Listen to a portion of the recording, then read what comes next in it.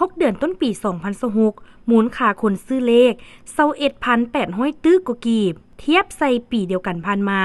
เพิ่มขึ้น 48.46% วันที่ 13 สิงหาคม 2026 บริษัทวิสาหกิจห้วยพัฒนาได้จัดกล่องประชุมสรุปผลการดำเนินธุรกิจประจำ 6 เดือนต้นปีและทิศทางแผนการ 6 เดือนท้ายปี 2026 โดยการเป็นประธานของท่านนางยอดแพงสมบัติผู้อำนวยการบริษัทรัฐวิสาหกิจห้วยพัฒนามีคณะอำนวยการพร้อมด้วยพนักงานวิชาการภายในบริษัทเข้าร่วมท่านนางแก้วคุณมีกลมเมืองห้องผู้อำนวยการได้ผ่านบทสรุป 6 เดือนต้นปีเห็นได้ว่าการเคลื่อนไหวจำหน่ายห้วยพัฒนาผ่านช่องทาง POS นั่งขายและช่องทางแอปมือถือ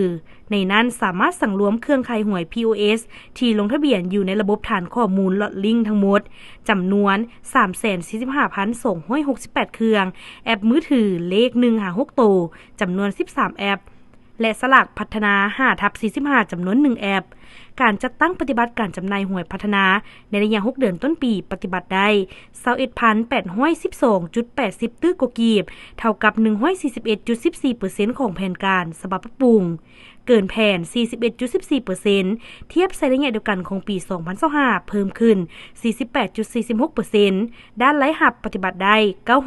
925.91 ตื้อกว่ากีบเท่ากับ 136.66% ของแผนการฉบับปรับปรุงเกินแผน 36.66 เทียบใส่ระยะเดียวกันของปี 2025 เพิ่มขึ้นโดยเฉลี่ย 75.87% ด้านรายจ่ายปฏิบัติได้ 112.28 ตื้อกว่ากีบเท่ากับ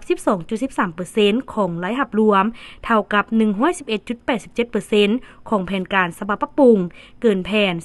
11.87% เทียบใส่ระยะเดียวกันของปี 2025 เพิ่มขึ้น 60.92% สามารถมอบพันธะเข้างบประมาณได้618.12 ตื้อกว่ากีบเท่ากับ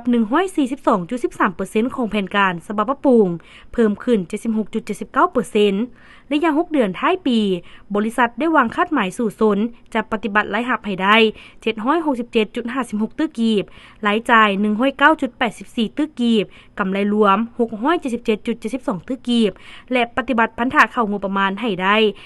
507.64 ตื้อกีบพร้อมทั้งสืบต่อสุกยู่ตัวแทนจำหน่ายปรับปรุงนิติกรรมพัฒนาระบบเทคโนโลยีเร่งทวงหนี้สินและประสานสมทบกับคณะกรรมการเฉพาะกิจขั้นศูนย์กลางเพื่อต้านและแก้ไขปัญหาหวยเถื่อนอย่างต่อเนื่อง